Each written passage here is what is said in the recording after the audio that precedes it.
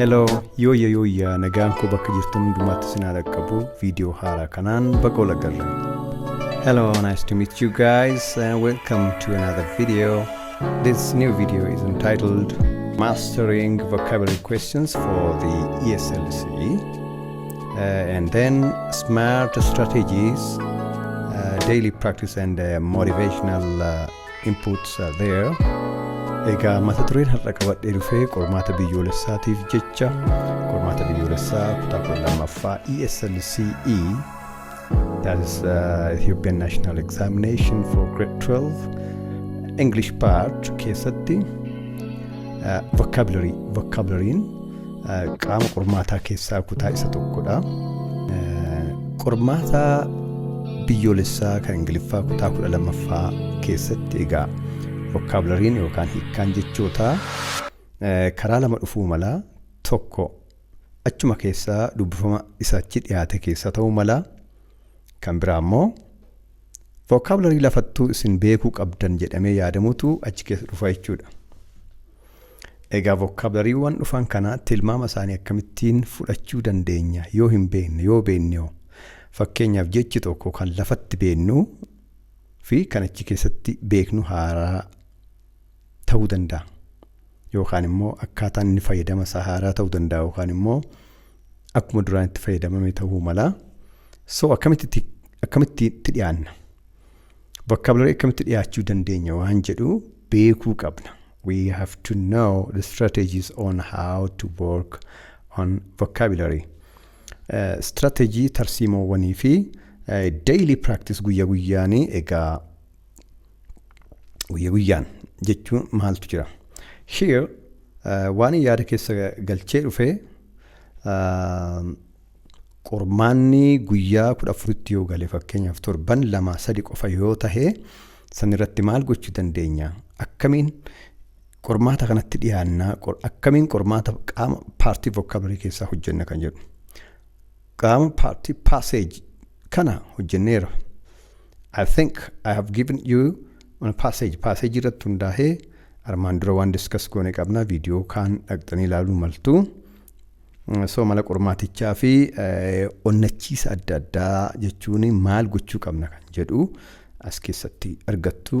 So as keessatti gaa maal kan jedhu tokkoffaan about using the contextual clues like a detective waan jedhu kuni egaa akkuma nama yakka ilaalu yakka fakkeenyaaf warri yakka tokko qoratan yakka tokko maal jedha akkuma kana akkaataatti kan bira geenyu jira. Kan lammaffaa we eliminate wrong choices achi keessatti fakkeenyaaf filannoo san keessa jiranii filannoo A hamma D jiran from A up to D filannoowwan jiran kana keessatti akkamittiin wrong warra ta'an sana cabsinee bira dabarree lamaan tokkotti hambifanna waan jedhullee askeetti agarra. And the other is about plugging a choice. Plugging jechuun waan tokko fakkeenyaaf it can be like you plug in power, for example sokketti wahii itti qabsiisnee yookiin wanti taasifnee ilaaluun fakkeenyaaf plugging jechuudha. Suuqnee ilaaluu jechuudha plugging. Fakkeenyaaf iddoo sana galchinee bakka duwwaa tokko jira ta'e maaltu jira waan jedhu kan ilaalla. Kan biraa watch word parties, for example vocabulary'n tokko gaafa dhufu waan haaraa sanitti ta'uu mala waan irraa ijaarame qaba. Fakkeenyaaf suffixes prefixes ta'ee main word'n achi keessa jiru hundeen jiraachuu mala. So what are these things and we will look at these ones. And next is about we match the tone, logic and grammar.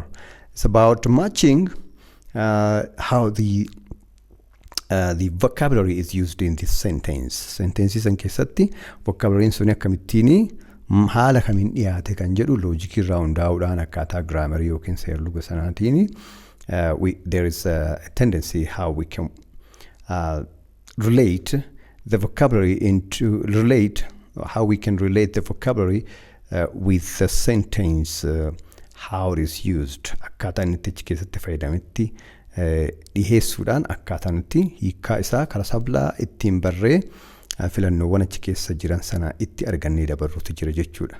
Isaan kun malleen adda addaati. Yoo qormaanni dhiyaate karaa gabaabaa akkamitti bira gahuu dandeenya kan jedhu maloota adda addaa isin fayyadan kutaa guyyaa qormaataaf isin fayyadan as keessatti isinitti himuu jira jechuudha. So I'm telling you most of important things or strategies or pointers which are helpful for you during the examinations, and these are with regard to vocabulary usage.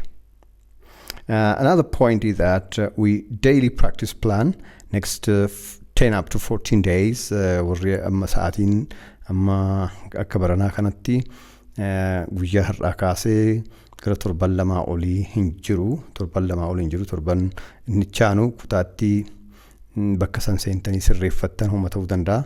Anyhow, you do have nearly about 16-17 days har'aa kaasee akkamitti practice gootu akkamitti wantoota jiran dubbifamallee akka yaadattoota armaan dura paaseejii maal gochuu qabdu kan jedhu guyyaan simple waan ta'e akka dubbisuu of shaakalsiisaa deemtan hanga guyyaa qormaataa sanatti maal ta'uu ka qabu paaseejii irratti haasofnee turre armaan dura yaadattoota. That's very nice. Okay, as keessatti immoo vocabulary maal gochuu dandeenya jennee wantoota tokko haga dandeenyu akka enjoymentiitti wanni qabachaa deemnuu fi akka salphaatti achirratti tilmaamuu akka dandeenyu akka nu gargaaruutiif jecha isinitti himaa jira jechuudha. So there are motivational tips as I have told you. These are the introductory parts. So let's directly go to the points. Use context clues like detective. Akka nama yakka qoratuutti fakkeenyaa fi jechi tokko maal akka ta'e isinii galuu baate vocabulary tokko keessaati bakka san galchine akkamittiin ilaalla kan jedhudha. So like a detective jechuun maal jechuudha? Qorataa yakkaa jechuudha. Fakkeenyaaf detective jechuun waa qorachuudha. Wannichi qorachuu ta'uu danda'a. So read the sentence. Sentence sana maal goona ni dubbifna jechuudha. So we read the sentence full before and after. Before and after the blank. Blankin tokko jira tahee bakka vocabulary suni akkasin galchitanii gaafatame jetti jira yoo tahee sentensii isa vocabulary sun itti fayyadamuudhaaf deemuusaa ta'uu isa dura sabuudhas fayyadamuu qabna. Takka immoo sentensiin tokkicha qofa ta'uu iyyuu mala yoo tokkicha qofa ta'e jechootuma achi keessa cinaa garanaa garas jiran yaada walitti fidannee akka itti ilaallu jira jechuudha. So look for clues. Clues jechuun yaada yookiin yaada waan ta'e tokko kan waa xiinxaluudhaa fi daandii waan ta'e tokko isinii kennan jechuudha. The hint jechuudha. Kanaafuu fakkeenyaaf jechoonni tokko like although but such as for example jedhanii yoo jiru ta'e these are words which are used to connect ideas, connectives warra jedhamanii as keessatti yaada isa duraa wajjin wal faallessiisuu barbaade moo yaada dabalataa ittiin himuu barbaade moo maal gochuu barbaade kan jedhu but such as because so warra akka jedhaniin irratti hundoofne ilaalla jechuudha. Yoo wal faallessuuf deema ta'e jechoota wal faallessuuf wal ta'uu isaaniitiin hiikkaan hanga danda'ame xiqqoo hangoo murtaa'ellee bira gahamu ni jira jechuudha. Good. So clues can be contrast ta'uu. Contrast jechuun wal faallesse moo akkam ta'e jechuudha. Moo example kenne fakkeenyadha kenne achi keessatti waan sana wajjin wal fakkaata. Maaltu kenname maaltu ta'e kan jedhu kan biraa tone wanti jedhu tone jechuun kuni waa'ee sagalee ol qabachuu fi qabachuuti. Waan tokko fakkeenyaaf barreeffama san keessatti namni tokko waan tokkoof jibba agarsiisuu yookiin jaalala guddaa agarsiisuu ta'uu danda'a or it can be neutral tone. So kana akkatti barruu jira jechuudha. And the other is about the logic. Loojikii dhuma achi keessa jiru iyyuu walitti fidnee akkaataa sanaatiin ilaaluu qabna jechuudha. And then sentence completion keessatti fakkeenya yoo fudhannee ilaalle although he was blank he always helped others. Although jedhee ilaal asitti he was blank and then he always helped others. Blank kanarra kan galuu danda'u maa inni helped others jechuu fi he was something waan ta'e tokko. Helping others jechuudhaa fi humna nu gaafata. Waa qabaachuu nu gaafata. We need to have something at hand or we need to be rich or capable to support other people. And then eega nam tokko akkas ta'e sana hojii waa wal faallessu ta'e although he was rich jechuun nuuf hin malu. Although he was rich, he always helped others jechuurra. Although like for example poor kan jedhu ta'uu danda'a. Wantoota poor wajjin wal fakkaatan jiraachuu malu jennee yaanna. So sentence completion keessatti kanarraa maaliin fudhanne jechuudha? Because of the word although kan jedhu irraati. Garuu namichi akkanadha, nama immoo gargaaru jaalataa eega jedhee bakka blankii kana jechi galuu danda'u maali jennaan? It has to be in opposition or in contradiction with helping other people. Namoota kaan gargaaru wajjin waan wal faallessu ta'uu qaba jechuudha. This is how we can get the word which can be supplied in the blank space. Blank space sanarra maaltu galuu danda'a waan jedhu sana akkatti argachuu dandeenya jechuudha. Another example, I have to catch the bus at 6. Blank, I have to arrive early. I have to catch the bus at 6. And then I have to arrive early. I have to arrive early. Catching the bus, catching the bus. And then arriving early. Kun as keessatti maal ta'uu qabu? Waa wal faallessamoo deeggaran yoo jenne waa wal deeggaranidha. I have to catch the bus at 6. Blank, I have to arrive early. Yoo jedhe. You may be asked to supply connectives or tajaajila kanaa warri kennanii jechuun kam kami. So is that so jennamoo, because jedhamoo, but jennamoo, but kana keessaati tokko ta'e I have to catch the bus at 6. So I have to arrive early. Okay, nita. I have to catch the bus at 6 because I have to arrive early. No, maybe kan ta'uu danda'u. Because I have to catch the bus at 6, I have to arrive early. Kanaafuu bakka san galchuu jechuunni iddoo san jiran suni akka wal faallessamoo akka wal tahan godhanii waan jedhu san irratti hundoofne osoo hiikkaasaa baay'ee hin rakkatiin argachuu dandeenya jechuudha. So we can easily get the answer by checking what kind of words or expressions are used there. This is the technique which we have called like a detective. Takka takka immoo word substitution in vocabulary keessa dhufuu danda'a. Word substitution bakka buusuu. Jecha tokkootiin bakka buusee hoggaa jedhamuu mala. So yookaan immoo bakka buusuun suni mataansaa jecha tokko bakka biraa buufnee ilaaluutiifiyyuu nuunis nu fayyada jechuudha yoo gaafatamuudhaa baate. So he's a very generous man. He's a very generous man. Suppose you don't know the word generous. Generous waan jedhu kana hin beeknu yoo tahe he's a very generous man. Generous man. Okay. Replace generous with what? For example, bakka waan tokkootiin bakka san buufnee ilaalla. Jechoota beeknuun. For example, he's a very generous man. Okay. Rich man ta'uu danda'a. Okay. Maybe. Wal fakkaachuu mala. Egaa kuni gabaabbatee tokkichi qofa bahe malee akkuma armaan dura jennee himoota dura jiranii yookaan isa booda jiranii walitti finneet akkaataa kanaatiin hiikkaan generous jedhu kuni filannoo san keessaatii isa kam wajjin akka deemu walitti ilaaluu mala jechuudha. Akkasitti ilaallee nuu gala kunis mala tokko. And the other is about root-based guessing. Root-based. Root jechuun jechi tokko hundee qaba. Hundee isaa keessaatii gara dhumaa fi jalqaba irratti before the beginning or the end in the form of suffix or prefix walitti maxxanfatee dhufuu danda'a.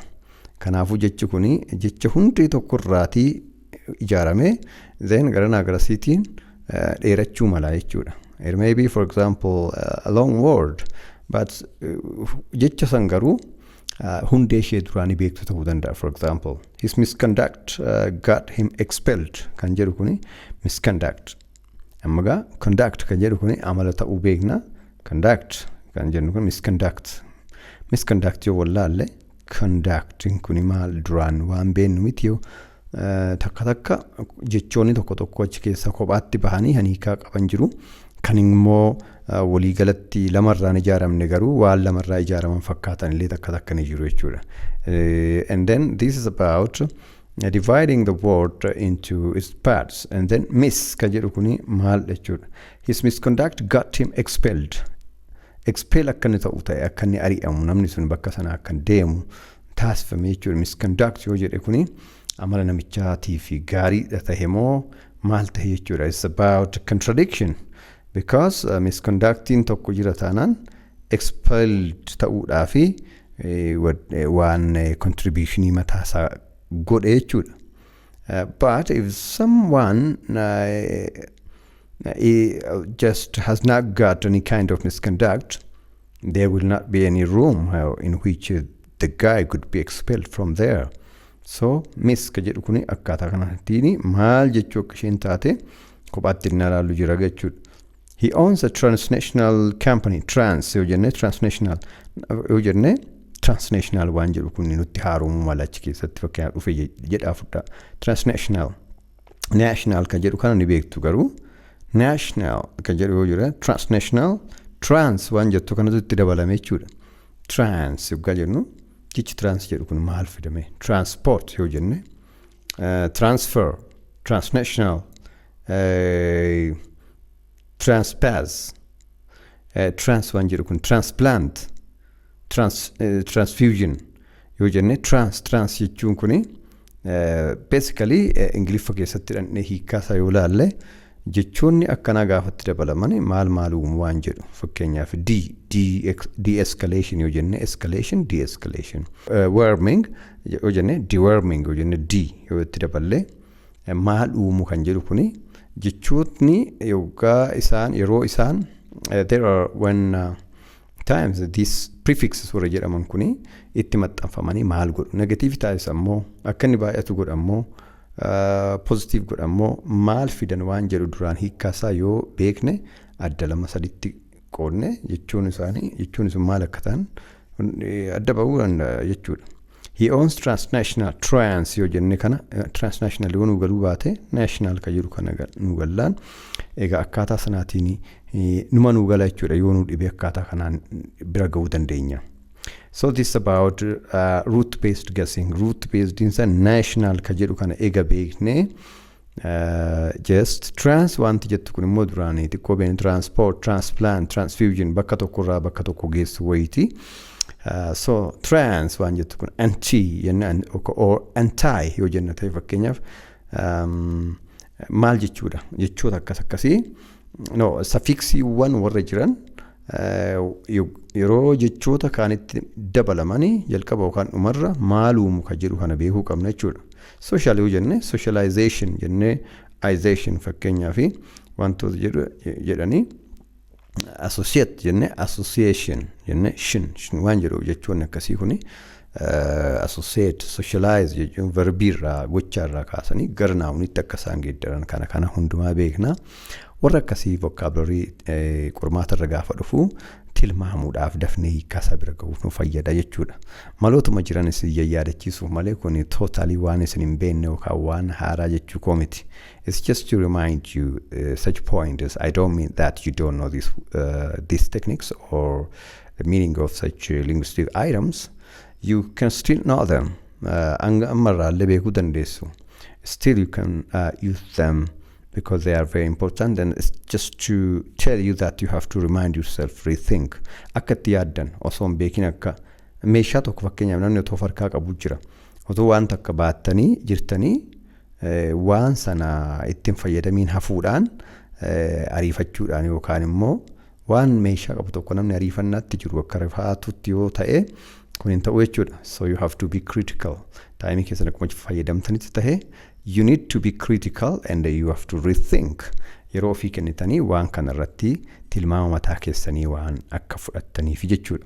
So the next point is about eliminating wrong choices. Eliminating wrong choice.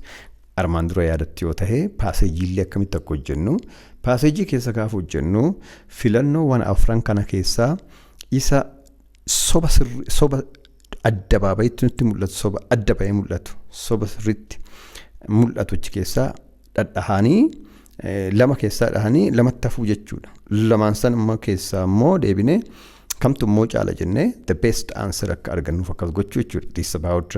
This is how we can kill the wrong choices and come to the right answers. So eliminate wrong choices jechuuni remove grammatically incorrect or illogical options. Karaan remove gootan illogically ta'uu danda'a. Illogicality qaba. Loojikii wajji waliin argatu yookaan giraamarii isaa turrii miti yookaan waan ta'e tokkootiin warroota akkasii akkuma argaa deemtan qubeessaa keessaniini or irsaasa jechuudha isaatiin x irra kaahaa kaan immoo waan shakkii irratti qabdan mallattoo gaaffii kan sirrii ta'ee isinitti mul'ate immoo tick gootanii akkaataa kanaatiin bira dabruu qabdu jechuudha.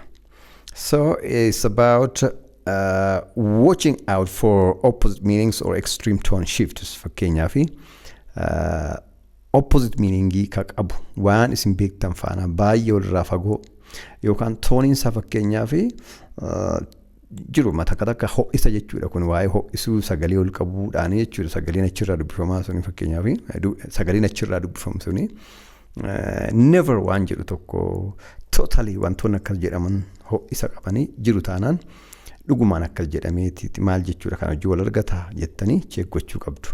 And this technique is as I've told you this elimination mechanism is very important in treating vocabulary questions, in treating passage questions, reading comprehension keessatti faayidaa guddaa qaba.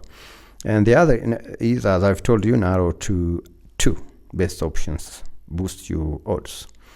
Kana keessaa waan lamatti hambifattu lama keessaa dhooftaniiti filannoowwan lamaan san keessa jiran keessaati kamtu irra adda tahee mul'ata waan jedhu sana waan isin dhibees immoo waan isin dhibee jechuudha at odds wantoota waan haaraa sanitti ta'anii jiranii akkatti keessa babbaasuun danda'ama. Kanaachi afran ishee wal fakkaatti jechuudha akkatti bira dabruun danda'ama. The next point is about plugging each choice. Choice tokko ishee keessaati vocabulary tokko qabataanan choice tokko bakka san galchitanii ilaalu jechuudha. Okay, plugging means it's about inserting or putting or storing something at some place and checking. Plugging jechuun fakkeenyaaf akkuma ibsaa gaafa inni faa'oo jira ifaan jettanii yookiin charging godhaa jettanii waa plugging gootu miti.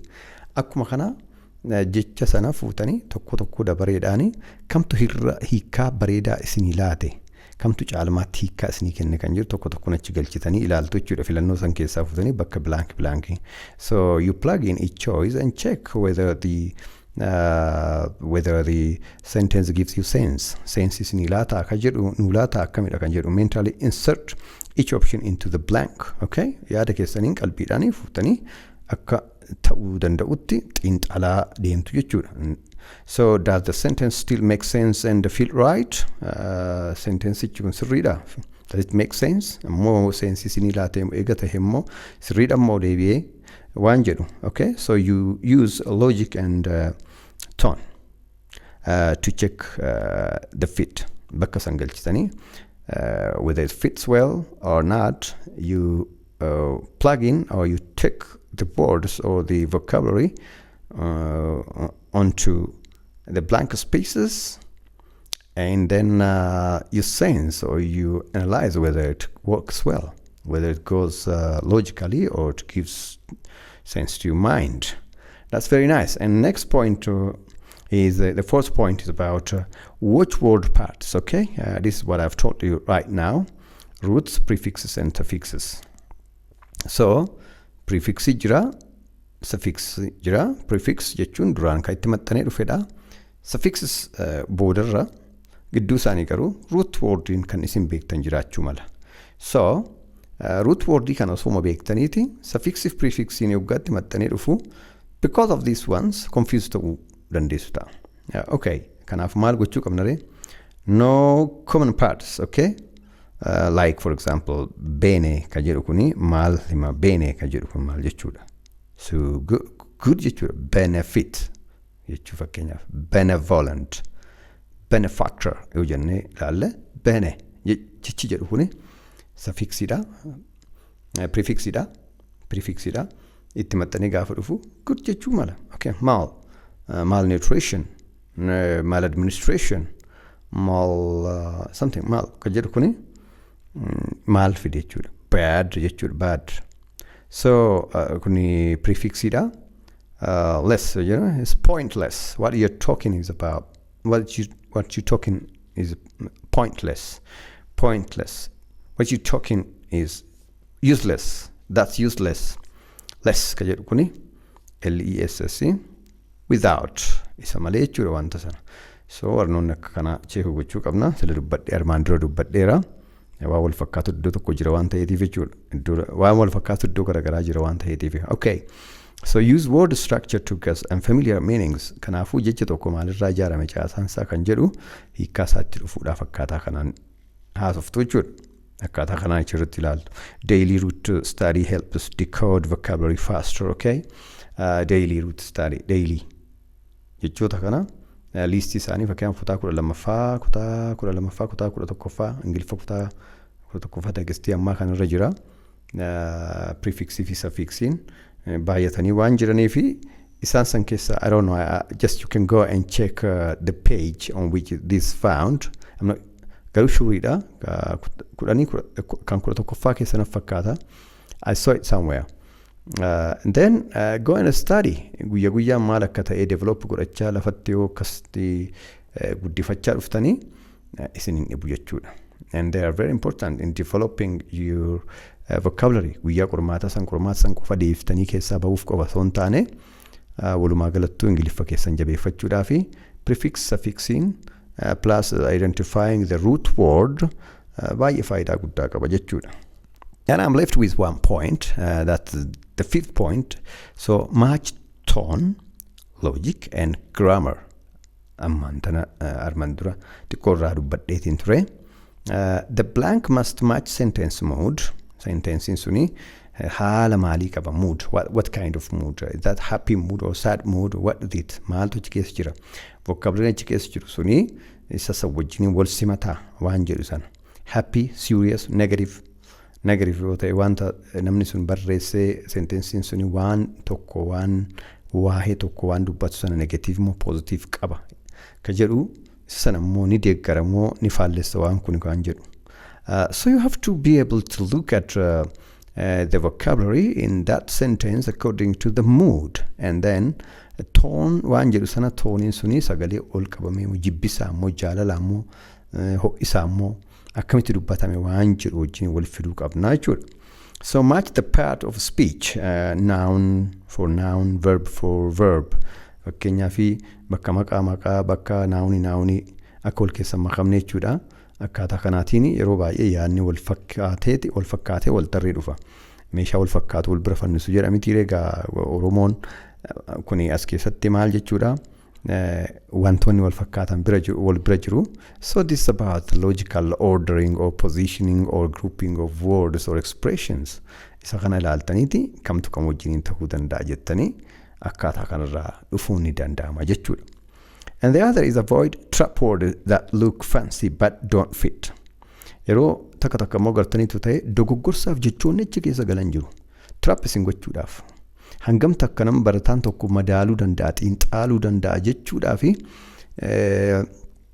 difficulty levelii qormaata sanaa ol jabeessuudhaa fi destructives warra jedhaman jiru. Destructive wanni kuni deebii sirriitti akka isin hin dhufne yeroo godhantu jiru waan ta'eetiif nu barsiisotadha egaa tokko ulaagaan tokko maali barataan kuni yeroo qoramu wantoota akkanarra cehee gufuuwwan akkanaa darbee deebii ishee sirriitti akkamittiin dhufuu danda'ee hangamta akka danda'a jechuudhaaf waan hojjetamu waan ta'eef jechuudha. Of course barataan tokko deebii beeka taanaan akka hin dhabne dhaqu waan karoorri qormaataa.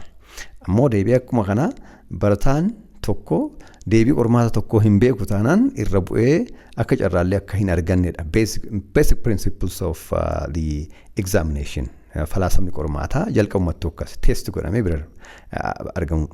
But here asitti immoo maaliree kan nu isin gorsaa jiru kallattii kamiiniyyuu deebii isaa akka argattan akka isin hin dhabne gochuudhaaf because kun qormaata dabarsuudhaaf fi jajjabeessuudhaaf waan ta'eetiif jechuudha. lafatti gaa wanti nuyi goonuu hanga danda'ame lafatti wanni goonuu hanga danda'ame qo'annee sana booda akkaataa kanaan itti dhiyaanna jechuudha. Of course, all these 5 points are very important. Guyyoota hafan kana guyyoota 12 kurnan tokko ta'anii egaa akkatti amaleeffannaa kanaatiin itti koottaa waan jedhu tokkoon sinii dhaama. So here, daily practicing keenya maal ta'uu qaba? As keessatti tokko learn 5 new words a day with synonyms and example sentences guyyaadhaani. Jechootuma eeriyaa dhufa jettanii bakkeewwan kana fakkaatu as keessa dhufuu danda'a jettanii yaaddan. Maybe they can be about 5 or 6 up to 10 or osoo sinitti hin baay'anne yaaduu qabdanii jechuudha. Synonyms jechuun warra isa maqaa wal fakkaatan hiikaa wal fakkaataa kan qabanii ammoo example sentences namni kamiyyuu jecha tokko kophaa isaatti qo'achuu hin danda'u. Gaafa qo'attanii jechoota yeroo baay'ee jechoota Ingiliffaa yaadachuu barbaadu ta'e if you want to remember a number of vocabularies then use examples. Example fakkeenyota jiran uumtanii yookaan immoo kan uumamee jiru fakkeenya keessattidha hima keessatti ittiin qabama malee jechi kophaa dhaabbatee kophaa isaa namaa qabamu hin jiru jechi kophaa isaa dhaabbatee kophaa isaa namaa qabamu hin jiru ni ulfaata. Kanaafu take examples and find the synonyms of these sentences and find the synonym of find synonyms for each of the vocabulary. Hamma guyyaan qormaataa gahutti akkuma taphaa ittiin qabachuu dandeessu jechuudha. There are frequently used vocabulary, for example, in the area of science or daily English usage. Kana jira. Inni ittaanu practice tense and tense completions daily using context clues. Context clues jechuun akkaataa galumsaa wantoota achi keessa jiran irraa ka'ee galumsa sanaa wajjin jechuudha. Hiikkaan vocabulary tokko kan inni murtaa'u hiikkaa inni duraaniyyuu lafatti qabu qofa otoo hin taane akkaataa kamiini akkaataa galumsa achi keessa dhufeen maaliin fayyadame hiikkaan isaas keessatti maal kan jedhu. Kana kan taanu do 5 synonym substitution questions daily.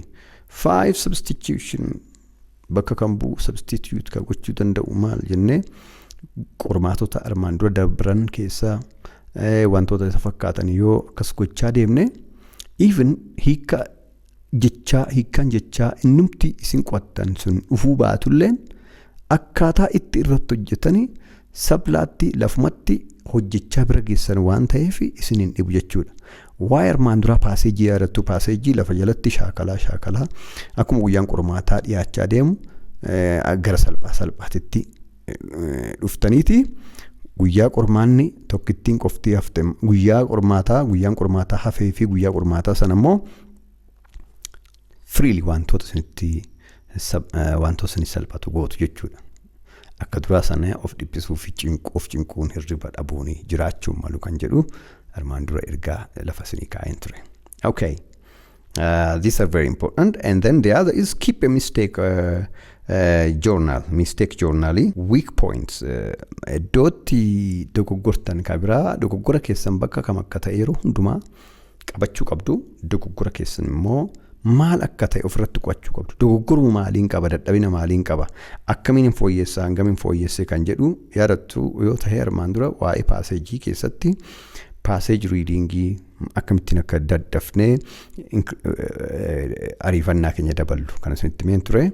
And then if with regard to vocabulary there are certain mistakes or problems and then you have to be able to study the mistakes you have and then try to correct them. Kaleessa hangaman sirreessee arrammoo hangaman sirreessee borummoo hangaman sirreessuu qaba akkamittiin 100% argachuu qaba kan jedhu journal mataa keessanitti sort of diary qabachuu qabdu jechuudha. Portfolio of what you did yaadota wantoota irra deebitanii isinitti fooyya'uu dide yookaan immoo kan isin fooyyessitan waan jedhu adda baafattanii qabachuu fi rakkoo sana irratti furmaata barbaaduun dirqama akkaataa kanaan fooyyessuun ni danda'ama jechuudha. Kan ittaanu motivational tips waan sunii kennu as keessatti gaa motivational tips maal gochuu qabna akkuma qormaanni as dhiyaataa dhufe kana vocabulary ilaallatee maal gochuu qabna what can we do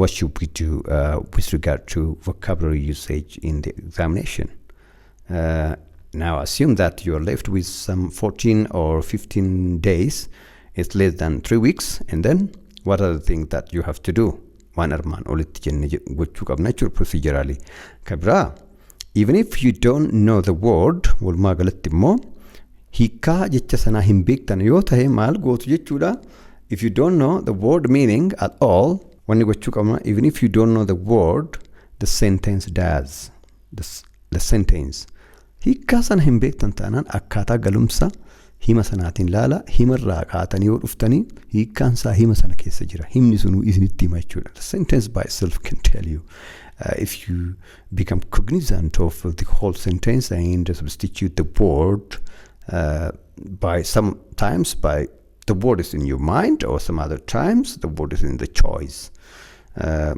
and the other point is you are not just learning English you are learning to win kanaafu barachaa jirtu on time learning to win kanaafu mal adda addaa fayyadamuu qabdu jechuudha dorgommii akka jirtan beekuu qabdu mo'uudhaaf waan ta'eetiif psychology mo'ichaa akkasii malee wanta yerootti of dhiphiftan sanaa processii miti kun that is the end result to win so you have to prepare yourself about winning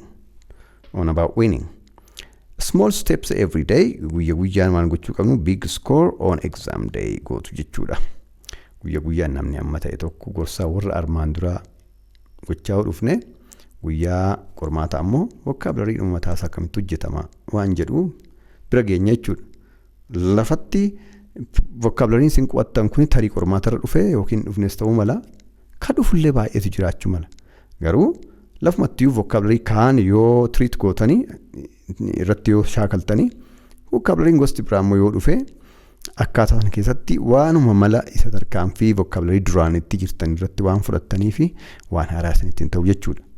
And the other is be calm. Gaaf sanagaa tasgabbii barbaada. Tasgabbaa'u meeshaa qabdan dandeettii qabdan irratti suutaan qalbiidhaan irratti invest gochuu deebii keessan akka hin dhabne qalbiidhaan irratti hojjechuu barbaachisa jechuudha.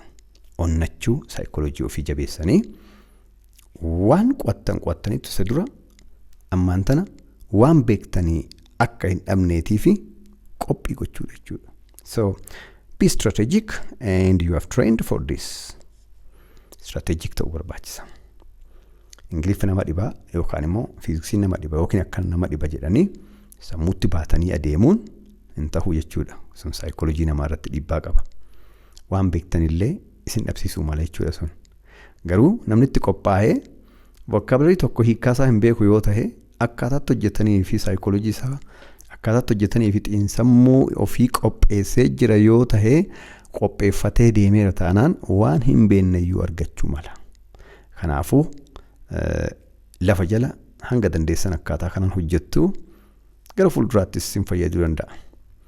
And then all I have done so far is with regard to how we treat vocabulary in the ESSLCE and especially when you are left with less than 3 weeks, nearly 10 up to 14 days up to the examination day. What are the measures that you have to take? And then what are the behaviors that you need to develop? Maal gochuu qabdu akkaataa kamiin deemuu qabdu hanga guyyaan qormaataa dhufu kanatti maal gochuu qabna guyyaa qormaataatti dhiyaannee maal goona kan jedhu irratti yaada isinii kennee asumaan chaanelli kun chaanela keessanii like subscribe gochuu hin dagatiina share godhaa warra kaaniin waliin gahaa chaanelli kun chaanela isin gara fuulduraatti illee ingiliffaa akka gaariitti irraa barattanii fi namoota jajjaboollee anaaf waahillan koo fi namoota ciccimoo jedhu qabadhee irratti dhufuuf deemudha waan ta'eetii fi jabeeffadhaa haga ammaatti jabeessitanii hanga ammaatti waan isin gootan share like gochuudhaan yaada keessa waan naa hirtaniitii fi guddaa galatooma. Then I am very much glad about what you have been doing and then the channel has come to some very important stage, and that is all because of you. Kun hundinuu sababa keessaniini. Channel kana mallee jabeeffadhaa. Qormaata gaarii isinii hawwa.